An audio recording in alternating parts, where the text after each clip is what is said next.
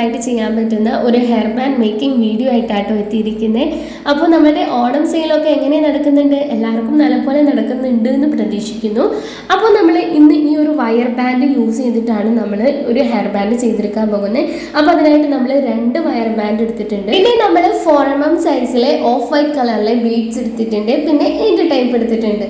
പിന്നെ നമ്മളിതിൽ മെയിനായിട്ട് യൂസ് ചെയ്യുന്നത് ഈ കാണുന്ന ഫ്ലവർ ബീഡ്സ് ആണ്. ഏതാണ്ടൊക്കെ ഒരു റോസ് ഫ്ലവറിൻ്റെ ഷേപ്പുള്ള ഫ്ലവർ ബീഡ്സ് ആണ്. ഇത് ഡബിൾ ഹോൾ ആയിട്ടുള്ള ഫ്ലവർ ബീഡ്സ് ആണ്. അതുകൊണ്ട് തന്നെ ഈ ഒരു ഹോളിലൂടെ നമുക്ക് വളരെ സിമ്പിളായിട്ട് നമ്മുടെ വയർ ബാൻഡൊക്കെ കടത്തി കൊടുക്കാൻ പറ്റുന്നതാണ്. പിന്നെ നമുക്ക് സിസേഴ്സും വേണം. അത് നമ്മുടെ എൻഡ് ടേപ്പ് കട്ട് ചെയ്യാനായിട്ടാട്ടോ. അപ്പോൾ ഇനി നമുക്ക് ഒട്ടും വൈകിക്കാണ്ട് തന്നെ മേക്കിങ്ങിലോട്ട് കിടക്കാം.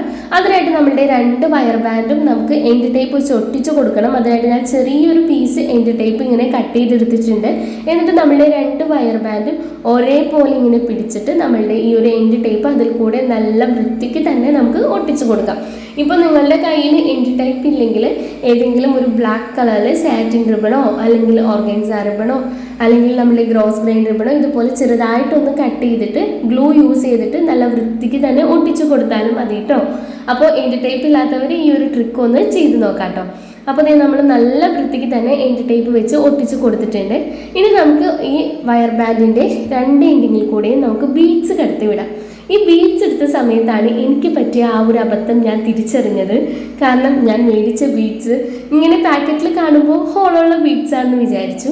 പക്ഷേ അൺഫോർച്ചുനേറ്റ്ലി ഇത് ഹോളില്ലാത്ത പഞ്ച് ചെയ്യുന്ന ബീഡ്സ് ആണെന്ന് ഞാൻ ഈ ബാൻഡ് ചെയ്യുന്ന ടൈമിലാണ് സത്യം പറഞ്ഞാൽ ഞാൻ അറിയുന്നത്. ഇത് കുറേ നാളായി ഞാൻ മേടിച്ച് വെച്ചിട്ട്, പക്ഷെ ഞാൻ ഇതുവരെ ഈ ഒരു ബീഡ് ചെക്ക് ചെയ്തിട്ടില്ല.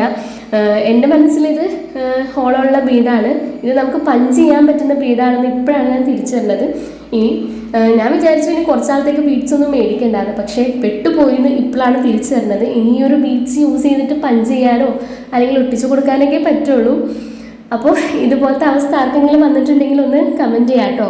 അപ്പോൾ ഞാൻ ജസ്റ്റ് ഒന്ന് ബീഡ്സ് മാറ്റി എടുത്തിട്ടുണ്ട്. ഓഫ് വൈറ്റ് ബീഡ്സ് എൻ്റെ കയ്യിലില്ലാത്തതുകൊണ്ട് ഞാൻ വൈറ്റ് ബീഡ്സ് എടുത്തിട്ടുണ്ട്.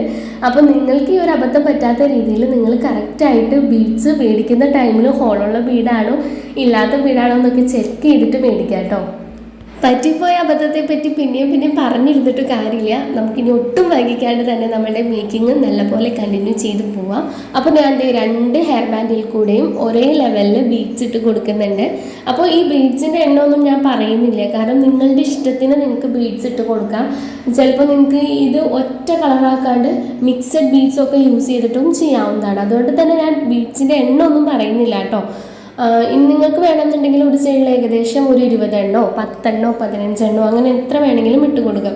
അപ്പോൾ ഞാനൊരു സൈഡിലേക്ക് നിൽക്കുന്ന രീതിയിലാണ് ഫ്ലവർ ബീഡ് ഇട്ട് കൊടുക്കാൻ ഉദ്ദേശിക്കുന്നത്. അതുകൊണ്ട് തന്നെ ഞാൻ ഈ ഒരു ലെവലിലാണ് ഞാൻ ബീഡ്സ് ഇട്ട് കൊടുത്തിരിക്കുന്നത്. ഏതാണ്ട് ഒരു 15 ബീഡ്സോളം നമ്മൾ 2 സൈഡിലും ഇട്ട് കൊടുത്തിട്ടുണ്ട്. എന്നിട്ട് നമ്മളിത് 2 ഹെയർ ബാൻഡിൻ്റെയും ഹോളിൽ കൂടെ നമ്മളുടെ ഈ ഒരു ഫ്ലവർ ബീഡ് കടത്തി വിട്ടിട്ടുണ്ട്. അപ്പോൾ നമ്മൾ 6 ഫ്ലവർ ബീഡ്സ് ആട്ടോ ഇവിടെ യൂസ് ചെയ്തിട്ടുള്ളത്. എന്നിട്ട് നമ്മൾ എന്ത് ചെയ്തു, ഇനി ബാലൻസ് നമുക്കറിയാവുന്ന മെത്തേഡ് തന്നെ 2 ഹെയർ ബാൻഡിനുള്ളിൽ കൂടെയും നമുക്കിനി ബീഡ്സ് വെച്ച് തന്നെ ഫിൽ ചെയ്ത് കൊടുക്കാം. ഇപ്പോൾ ഞാനിവിടെ വൈറ്റ് ബീഡ് എടുത്ത സ്ഥലത്ത് നിങ്ങൾക്ക് പിങ്കോ ബ്ലാക്കോ ഓറഞ്ചോ ഗ്രീനോ അങ്ങനെ പർപ്പിളോ അങ്ങനെ ഏത് കളർ വേണമെങ്കിലും യൂസ് ചെയ്തിട്ട് ചെയ്യാവുന്നതാണ് കേട്ടോ. അപ്പോൾ നിങ്ങൾക്ക് ഈ ഒരു ഹെയർ ആക്സസറീസ് വേണമെന്നുണ്ടെങ്കിൽ സ്ക്രീനിൽ കാണുന്ന നമ്പറിൽ മെസ്സേജ് അയക്കാം കേട്ടോ. ആക്സസറീസ് ആണ്, മെറ്റീരിയൽ അല്ല കേട്ടോ. പിന്നെ അതുപോലെ തന്നെ നമ്മളുടെ ഈ ഒരു വീഡിയോ ഇഷ്ടമായിട്ടുണ്ടെങ്കിൽ എന്തായാലും നിങ്ങളൊന്ന് വീഡിയോ ലൈക്ക് ചെയ്യാം കേട്ടോ. അതുപോലെ തന്നെ ഹെയർ ആക്സസറീസ് ഉണ്ടാക്കാൻ ഇഷ്ടപ്പെടുന്ന ഫ്രണ്ട്സോ റിലേറ്റീവ്സോ ഒക്കെ ഉണ്ടെങ്കിൽ അവർക്ക് കൂടി ഈ വീഡിയോസൊക്കെ ഒന്ന് ഷെയർ ചെയ്ത് കൊടുക്കുക.